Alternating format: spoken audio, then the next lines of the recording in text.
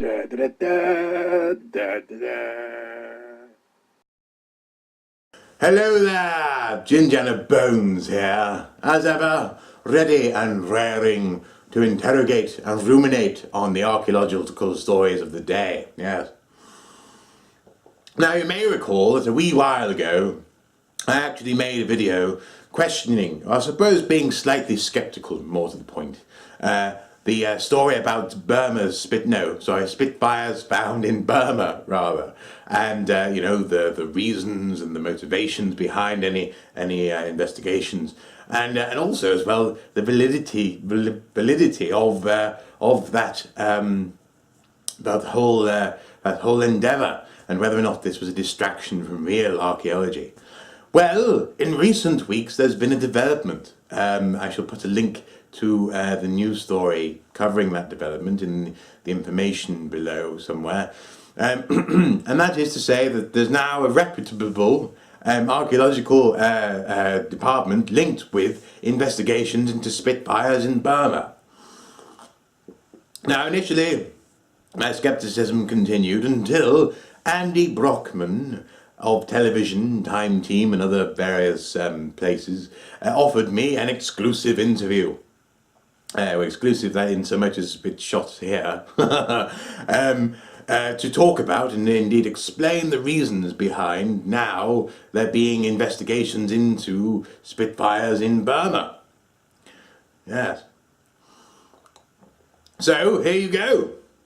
Please do, you must accommodate the poor sound quality and occasional visual glitches. Unfortunately, the internet connection wasn't terribly good via Skype here.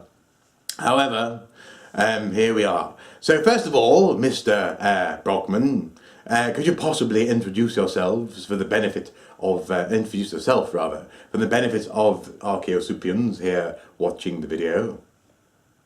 Okay, my name's Andy Brockman and I'm the lead archaeologist on the Burma Spitfires project. Wonderful, grand. Now then, Mr. Andy Brockman, you may recall that I was slightly sceptical as to whether or not there would be Spitfires actually in this location, not least because of the source of the story, a newspaper which I don't often read, if I'm honest. Could you possibly outline why it is that now such a reputable archaeologist as yourself is involved with this, rather interesting project? What's changed is that the story was picked up by an international computer company, in fact computer games company called Wargaming Inc., who are the people behind World of Tanks. And they put up the money for us to do a full historical and archaeological evaluation of the story, which is fantastic because it's the first time it's ever been done. We've got these stories of buried aircraft turning up all over the world, and no one's ever been able to look at them objectively. And so this time we were able to go to Myanmar, Burma, look at not just the historical record and the supposed witness statements and things like that, but also try and turn all the speculation and rumours that's in the press and on the internet into facts in the ground as good archaeologists do. So it's a fantastic opportunity. Superb. Okay, fair enough. I'm willing to go with that. Now, there have been accusations levelled at this project that there is an agenda, be it publicity or indeed actually positive, political effects for the current coalition government, or actually indeed that there are somehow funding shenanigans going on behind the scenes. Can you possibly reassure us conscientious archaeologists that you are indeed going to pursue a proper archaeological project free of bias, and if you don't find anything, that will nonetheless be a worthwhile result? That is to say, will this be a true archaeological dig? No, it's absolutely. First of all, obviously the British Embassy in Myanmar and the Foreign Office are aware that we're going, but that's as far as it goes. We're not receiving any direct support or anything like that.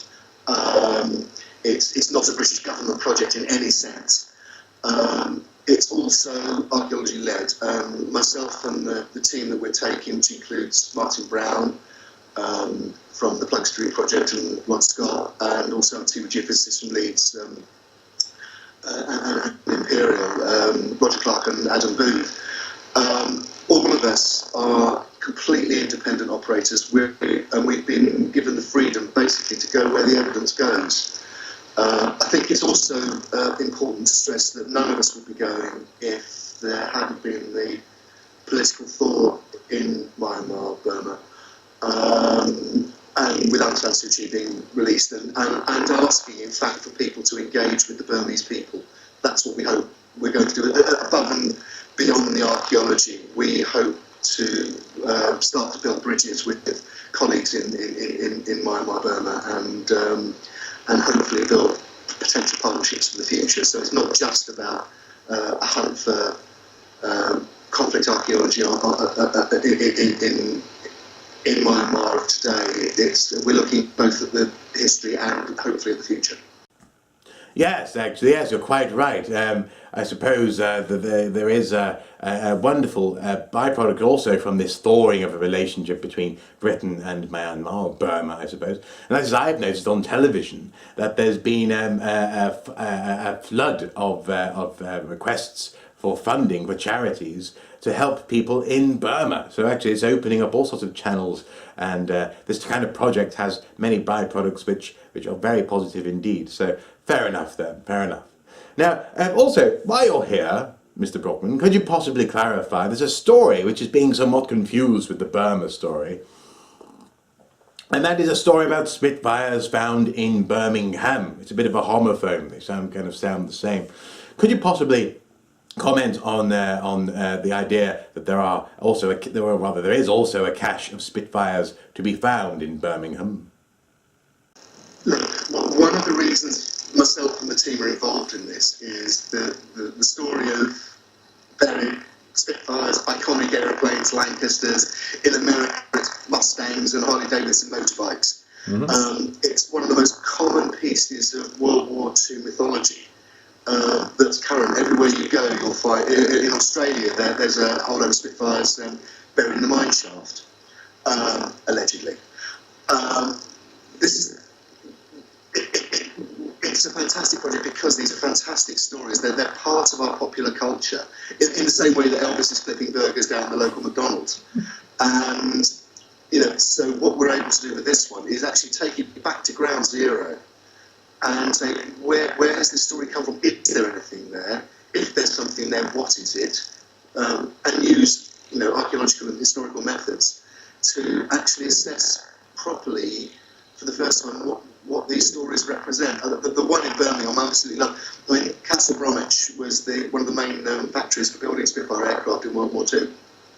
There's a wonderful memorial, in fact, on a roundabout built by a local artist, Tim Tolkien, which memorialises the Spitfire aeroplanes that were built there in the 1940s.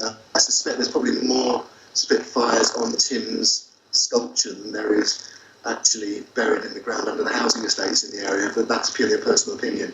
In our case, what we're certain to find is good conflict archaeology, really, of one of the forgotten campaigns of World War II. As archaeologists, I think that's one of the other things we're hoping to do, is to shine a light not just on the RAF presence in Burma, but obviously it was a campaign that involved people from all over the then British Empire. It involved people from America. It involved obviously the Japanese, and most importantly, it involved the Burmese people too.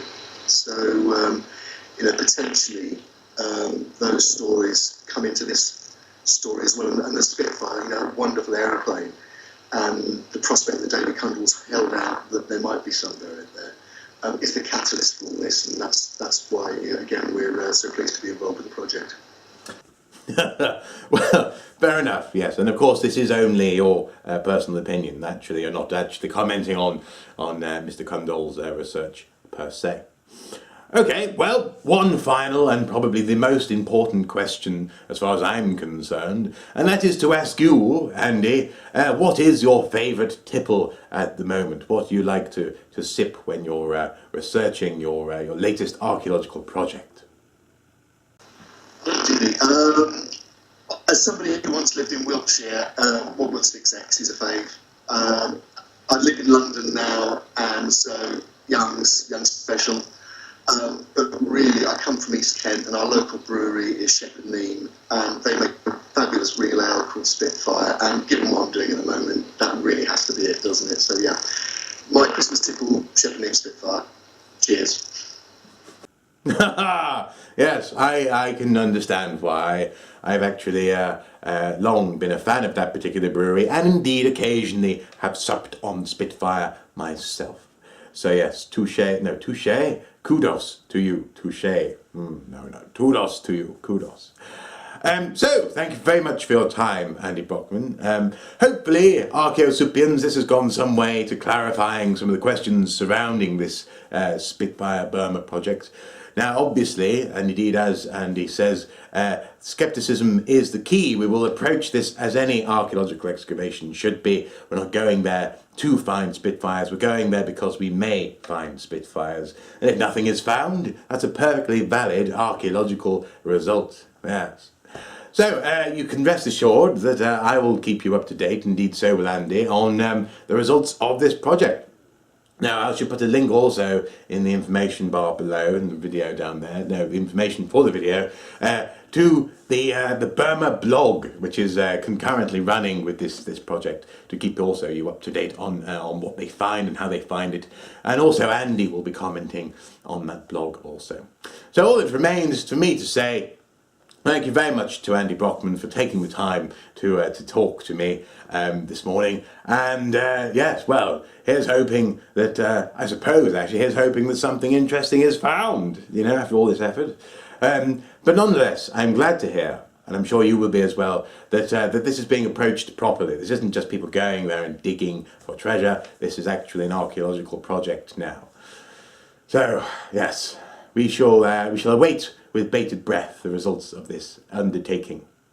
Until next time, fellow people, look after yourselves and I suppose be very careful when crossing the road. It's rather icy around here. I don't know how it is where you are. And until next time, cheers.